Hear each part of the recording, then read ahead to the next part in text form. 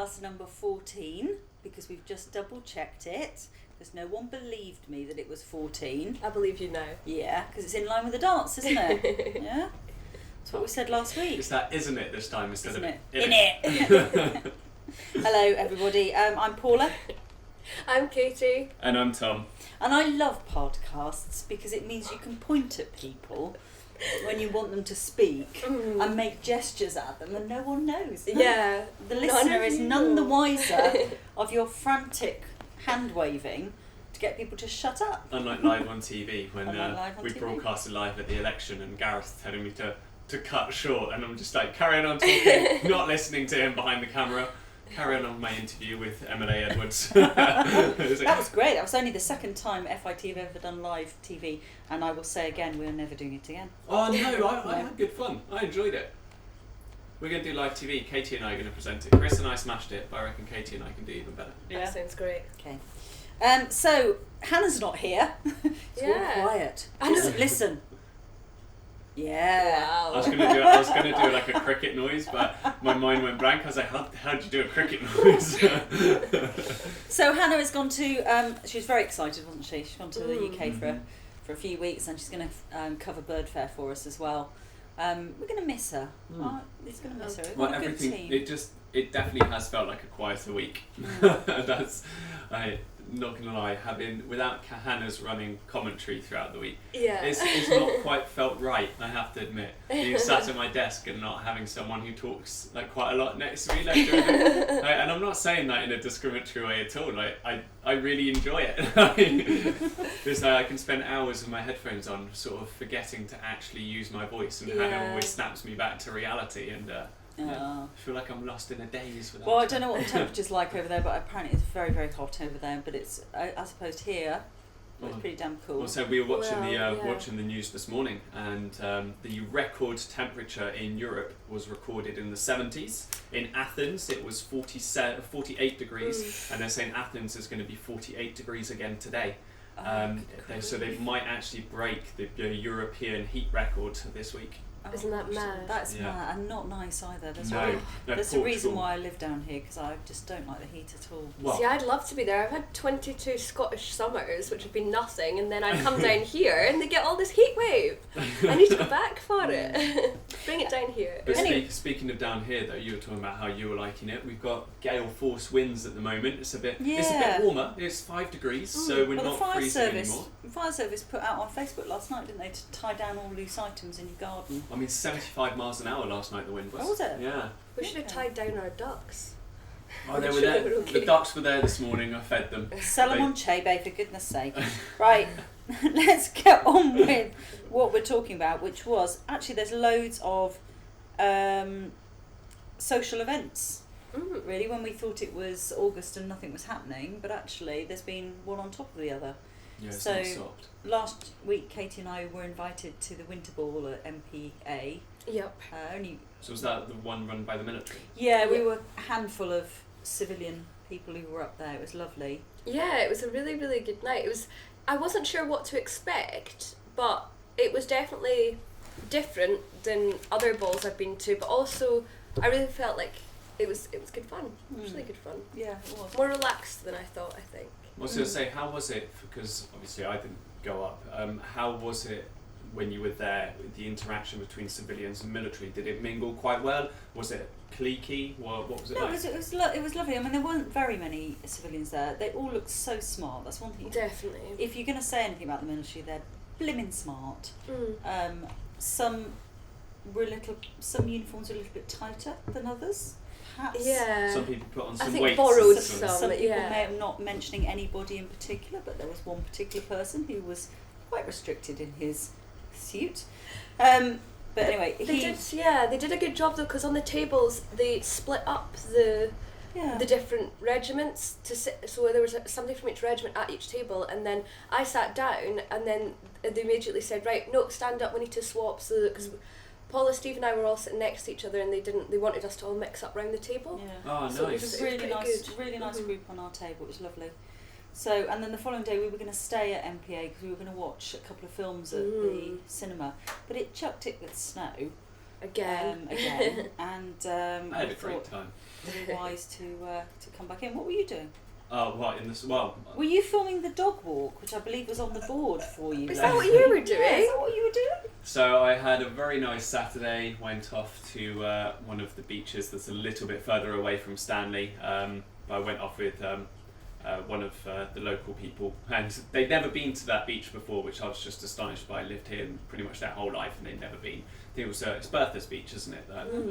So as you head towards the Mount Pleasant complex, you turn left and you go out towards Bertha's Beach, which was absolutely great. White sandy beach as far as the eye can see, penguins, etc, etc. Wow. So had a really, really nice day. Then went out for dinner in the evening. So whilst these guys were getting on their dancing shoes up at the military complex, I was having a very nice wine and dine evening. And on Sunday I got up and I was like, I feel great, got nothing to do today, let's have a really chilled day.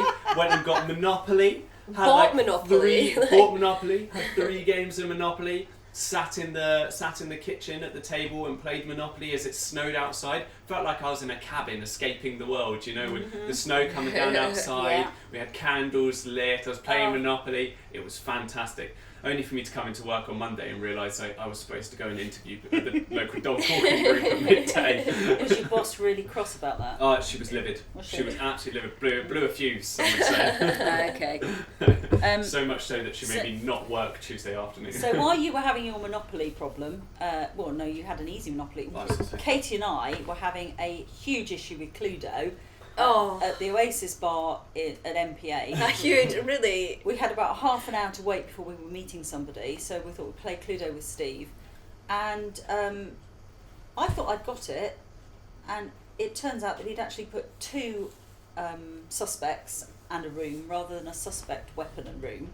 I was furious. You were. There could have been blood. I pride myself on my Cluedo skills. I'm not good at a lot of things, but Cluedo is something I'm very good at. And he ruined it for me. But I hear this wasn't the only Cluedo debacle. No. So then we played it again in the week, didn't we? Mm-hmm. Same people, and we were all thinking it was the revolver. Yep. Professor Plum revolver. We're just, picking out a room. I picked it out the room and looked at it, and it wasn't the revolver. It was the lead pipe, because somebody had got the revolver and it was stuck behind another card. They hadn't checked hadn't checked all their cards, so I'm a bit annoyed about it. We played it one more time last night, but I'm still annoyed about last night. Anyway, moving on from that, that was the military ball. Yeah. This week that was social. That's what we were looking at this week in terms of actual newsy stuff. Well, I was just to say it's all balls everywhere. This week is the Falklands ball, which is the first time that they've done it. In the winter time, it used to be called the winter ball. Which was done in remembrance of a young lady who died years and years ago. And then the following week you've got the drag extravaganza, and then before you know it, it'll be September and the conservation ball will be here. Yeah. And then November you've got the poppy ball. I'd never been to a ball in my life before I moved here. I have to admit. It's just. Have you got a dinner jacket down here? Did you bring a dinner jacket? No, I just wear my dark blue suit with a bow tie. Nobody has to know. Once those lights are off, I look like I'm in a dinner jacket. So are you wearing black shoes? No. Oh, for goodness sake. Thomas. We're not going to do that again. I thought the conversations about my European style were over. It's French. That was our first 3 podcasts. Anyway, I was going to say that, because obviously it is the winter down here, and years and years ago, and when I say years and years ago, I'm talking about 100 years ago, they used to have something called the Allegro Club in the Falklands, where they would organise a dance each month, just to give somebody to... That sounds amazing. amazing. To do. I love that idea. I think that's a great idea. Because it's a reason to sort of, especially in winter months, it's a reason for something to look forward to. You can plan your outfit, organise your friends and go along. I think that's a great idea. Lee and Lisa will start the dance lessons for the Mabel back in April time. Did they start? Well, I hope they start them sooner. Yeah. Just because I didn't really have the opportunity to do too many of them this year, mainly because just other things came up. And I think if they provided them for a little bit longer, I'd definitely like to go. I'd be gutted if I left my time in the Falklands without learning one of the 2-step dances. Come on. They kept them going all the way into June, because I went along all most voluntarily. Wednesdays. Voluntarily. Yeah. and it's really, really good fun. It's such a brilliant. good, it's a good reason to get out on a Wednesday night and things like that, and it's good Meeting activity people. as well. Yeah. So you were saying like 100 years ago there was that club that organised dances every month. Do you think that's where that tradition of having a variety of balls over the winter month and the year comes from? Do you think that's where that tradition almost comes from? I wonder. I mean, the May ball is there obviously because it's Empire Day, so that was the coming out ball kind of thing.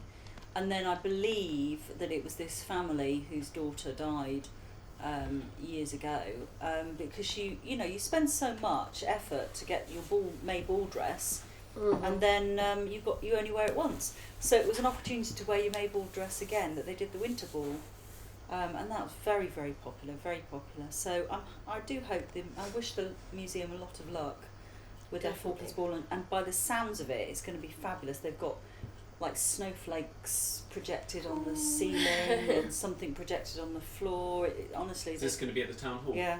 Ah, well, I'll let you all know next podcast how it went. Oh yeah, because you're attending on Saturday night, aren't you? I can't resist putting a nice dress on and going along. So whilst Katie's putting on a nice dress and going for a dance, I will be in a go-kart racing around with like 19 teachers and hospital workers. I'm planning on beating them. The last time I did go-karting, there were 8 of us. Me, Michelle and Chris, who used to work for FITV, and 5 people from the military, and I came 3rd overall, which I was really chuffed about. I'd never been in a go-kart before. Yeah. My first lap was awful once I couldn't stop crashing into the tyres, and came round to the end, and they told us to like sort of stop by the start line, and I just crashed through everyone again. And he looked at me and he was like, "What on earth are you doing?" And I was like, "I don't think the brakes work in this car." No, it turns out the brake line had been cut in that car. So literally, I had no brakes. I was flying around and just slowing around corners, whacking into tyres, reversing out. And then I crashed into everyone when they parked up. And I got such an evil look from the people working there. Like, "What are you doing? You're just wrecking everything. Are you being a bit of an idiot?" And no, turns out that the brakes didn't work on my car at all. I didn't think they did. Wow. Good grief. So hopefully I'll get a better car on Saturday to prove my skills. So you've got something exciting happening next week, haven't you? Going on a Oh yeah, ship. speaking of military, yes. I'm going away on the HMS Clyde, which I'm really excited for. I think it'll be really good fun to sort of show what they're doing and show what their lives are like when they are on board the ship. I think it'll be good. I've got all my warm clothes packed because although I'm Scottish, I get freezing. So I've like already planned the amount of layers I'm going to need to wear. You're not really going anywhere, are you? They're just staying in Stanley, aren't they? No, they're sailing. Oh, okay. Yeah. So what, are you leaving? Are you getting on in Stanley? Is that the plan? Well, I need to wait until our media ops Yeah, man comes down and tells me all about it. But I will report back next podcast and tell you all about it. It'll be quite nice because the HMS Clyde, as people might know, is the ship that's down here, that's down to protect the islands. It's as much as anything, it's for face. So what it does is that most of its time it spends at sea, sort of navigating its whole way around the Falklands, just to show a presence to the people, to ensure that it is there, and if anything happens, it's there to protect the local people. So hopefully you'll get a fantastic opportunity to see some of the islands from the sea. Yeah. Because I don't have thousands of pounds for a cruise ship, so yeah, because one of the HMS Clyde must be the next best thing. It does go down to South Georgia sometimes, but you've got the opportunity to win a cruise to South Georgia. Oh yeah, expedition. Not exhibition. Expedition as I keep down to saying. South Georgia. Expedition. With a conservation ball, because the raffle tickets are on sale at the moment, which is no good for somebody listening to this podcast in like 5 years' time, is it? But it's also fantastic because I mean, like some of the prizes that they managed to get together. It's £10 a ticket. Yeah. There was a woman last year who spent £10, bought one ticket, and she won the cruise. It's worth £19,000 for goodness sake. That's a lot. Absolutely fantastic. So I've bought tickets this year. Yeah. So the big, two big stories this week. The LATAM flight, which was dropped on our plate on Friday, which was after we went to air. Yeah. After we recorded rather, and the travel credit scheme. So sticking to the flight first, if you don't mind, like that was my little research piece this week. It's really interesting. So flights down here are very expensive, like to leave the islands for numerous reasons. So the weekend flight, if you want a return flight to the south of Chile, it can be about £600. If you want to fly up to Santiago, it's about £1,000 return. Wow. So LATAM, the biggest South American airlink provider, provide that weekend flight, and they've also just won the tender to be able to provide the midweek one as well, which will be linking the Falklands with Sao Paulo and do a monthly stopover in Argentina, which is, for anyone listening and knowing anything about the Falklands, you'll know that's contentious as it is. Yep. So not only are the destinations contentious, but they're looking into prices this week as well. Because I don't know about you guys, but whenever I'm in the UK, I take the advantage to pop off to any destination. When I was last back, I flew to Berlin and back for under 50 quid. And just amazing. Isn't there a tale, I don't know, it's an urban myth, where somebody has to work in London, and I can't remember where they live, and it's actually cheaper for them to get a flight to Paris and then Paris to London than it is to get the train or something. Sometimes train fares are extortionate. You see that, I think it was like a student in, I want to say something like Newcastle, who ended up flying to, I think it was actually Berlin, was one of the stories that came up. He flew to Berlin, had an 8-hour layover in Berlin, and then flew to London because his house is quite near Heathrow. And that whole process, going Newcastle, Berlin, London, with an 8-hour layover to go see Berlin for a bit, was cheaper than him getting a train down to London that weekend to get him home. Which is just crazy. Yeah. It's just absolutely crazy. Which has got nothing to do with the Falklands, of course. But yeah, but we can fly to Chile for £1,000 return. So what are you saying about that? No, but it'll be really interesting to see in the next few months as the negotiations go through what's going to happen with prices, because it can be quite expensive for families to go on holiday. That's one side of the coin, but the other side of the coin is actually getting people into the Falklands, so getting tourists and that into the Falklands. Sure. But where are they going to stay? Yeah, you know, we were organising those islands. And they're fully booked. Yeah, I was going to say, for the peak times over the Falklands summer, like November to February, I mean, places like Sea Lion, Carcass, and they're fully booked up until 2021. It's ridiculous. Yeah. So I don't know how they're going to cope with that anyway. If we had the ukulele here, I would play a chord right now, change subject. Social media. You wrote a post on, because you've got a blog going, haven't you? Yeah. I've been writing a blog. Originally it was the Scot in Paris, and then I moved back to Scotland, but I thought the Scot in Scotland didn't really work, so then I moved to the Falklands, so now it's the Scot in the Falklands. And so you came here really to satisfy your blog title? Absolutely, that's what it was. But I wrote a post this week about feminism, which can sort of open a lot of doors into different conversations, really, which it did on Facebook. Well, I don't know, because I said that to you last night. I said you were very, very clever, because you're very social media savvy, and that's exactly what it did. It promoted a lot of people discussing things. It's all about the title. Yeah. You make it something a little bit, either a question or something that will apply to everyone, and they'll click straight away. Everybody loves talking about themselves, so that's why. Isn't it true? That's the first rule. If you read that very famous book, How to Win Friends and Influence People, it will say people like talking about themselves. Absolutely. That's when you get them talking straight away. And it's the same online. That's social media skills. So we had quite a lot of people send us photos of the sunsets and sunrises that we'd requested. We've got some local ones as well, didn't we? There was a lovely one this morning, by the way. Oh, yeah, we were looking at that this morning, yeah. But it confused the heck out of one of our previous employees, who went, where's that? That's not the Falklands. No, and it was somewhere in London, wasn't it? Which had pictures from everywhere, so it was really nice to get that sort of engagement. Yeah. But yeah, it's not, I make sure I'll write in capitals next time that this is not in the Falkland Islands, but it's this place.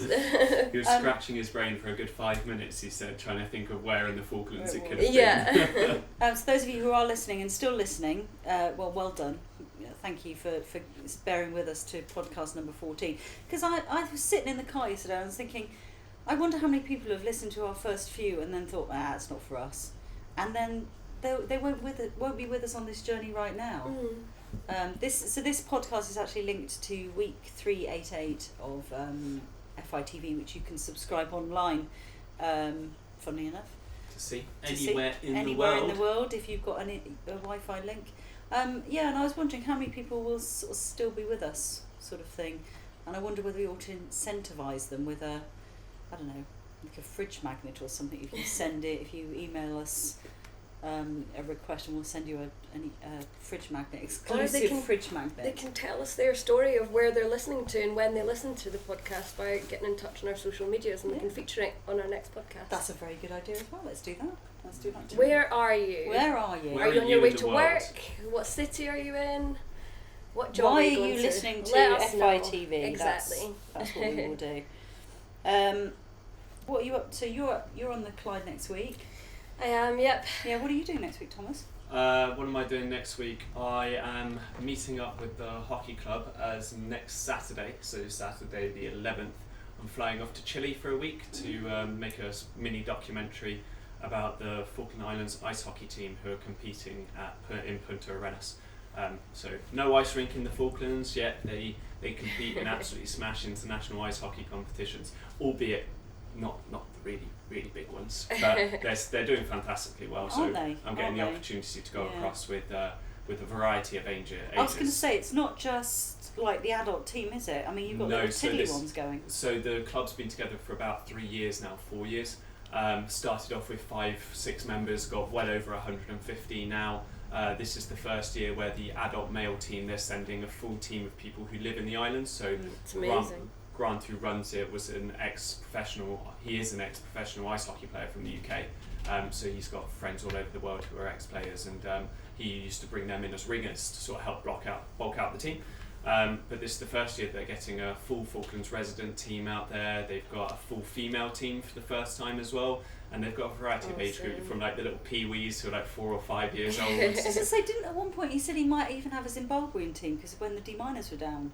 Yeah, he was looking into it because there's so many of the kids of the D minors from Zimbabwe playing that he's like he could pretty much put together a Zimbabwean ice hockey team. So that's another story to keep looking for in the future. Yeah, that's a film to be made, isn't it? Yeah, really excited to see how they do.